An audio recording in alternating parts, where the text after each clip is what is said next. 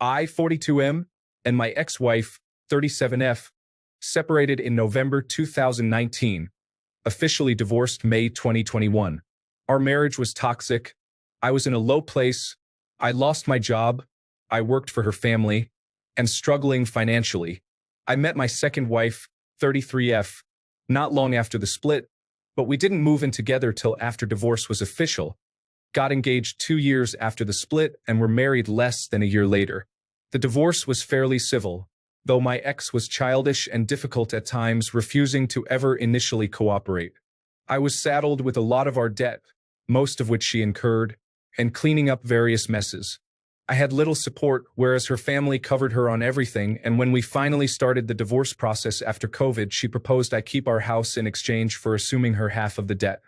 At the time, we had approximately $30,000, $15,000 split in equity on the house and $20,000 to $25,000, $10,000 to $12,000 split in various debt, mostly credit card.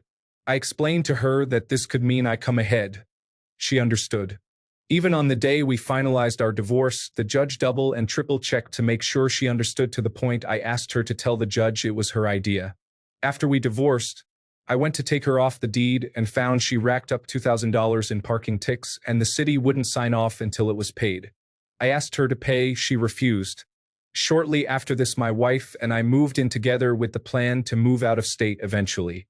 So I took my time while planning our future, and several months after divorce was official, I got engaged, accepted a job requiring me to move out of state, and sold the house. I had tried selling the house a couple months prior, but the offer wasn't much and would barely cover the debt and leave me little. Once I accepted the job and needed to move, I again sought out offers, ultimately sold the house, and tripped into a great offer that made enough to clear the debt, left me in good shape and financially stable.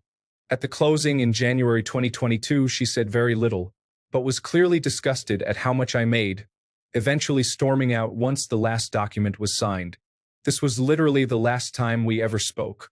Almost 3 years later, I am remarried, traveled around the world, bought a new car, have a great house and great career. I am happy and in a much better place in my new life. I know very little about her, yet she knows a lot about me apparently. Recently, my wife and I were in town visiting friends, including a mutual acquaintance, the assailant of mine and the ex-wife's at this gathering. While catching up and sharing plans for our next upcoming trip abroad, the mutual acquaintance, the assailants, made a comment about how fleecing my ex-wife sure helped my glow up. I asked what they meant and learned my ex is struggling and how it seems a bit unfair how I appear to have come out rather ahead. She is apparently telling people I took advantage the asshole of her in the divorce despite myself and the judge warning her. I admit I have most of the money from the house still. I took a great job that was nearly double the best salary I have ever made, but also I am fortunate to have married into a wealthy family. I pay my way when I can, but often my wife's family pays for a lot and I am grateful. I don't feel bad one bit, but have to ask Aitah for coming out ahead? Not the asshole the next time someone implies that you took advantage the asshole of your wife.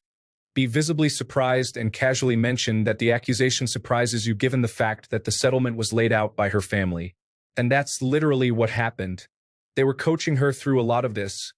She also did lie a bit about why things ended, but this literally was suggested by her family. No, not the asshole, life is random sometimes. She just is bitter over it.